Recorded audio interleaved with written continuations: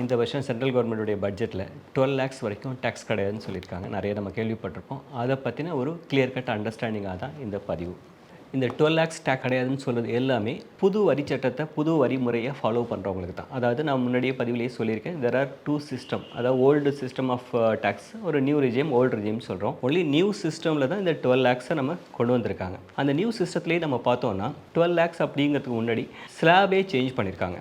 அதாவது நம்ம ஓல்டு சிஸ்டத்தில் 2.5 லேக்ஸ் மட்டும்தான் கிடையாது, ஓல்டு ரெஜிமில் ஃபாலோ பண்ணால் வித் டிடக்ஷன்ஸோட. இது வித்தவுட் டிடக்ஷன்ஸு நியூ சிஸ்டத்தில் நம்ம ஃபாலோ பண்ணோன்னா ஸ்ட்ரைட்டாக டேக்ஸ் நிறைய டிடக்ஷன்ஸ்லாம் ரெடியூஸ் பண்ணிவிட்டு இன்கமுக்கு ஃபஸ்ட்டு 4 லேக்ஸ் வரைக்கும் டேக்ஸ் கிடையாது, அடுத்த 4 லேக்ஸுக்கு 5%, அடுத்த 4 லேக்ஸுக்கு 10%. இது மாதிரி எவ்ரி 4 லேக்ஸுக்கும் 5%.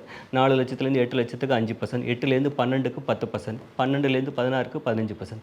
இது மாதிரி every 4 lakhs up to 24 lakhs வரைக்கும் 25%, 24 லேக்ஸ் மேலே போனால் 30%. இதுதான் இதோடைய நடைமுறை.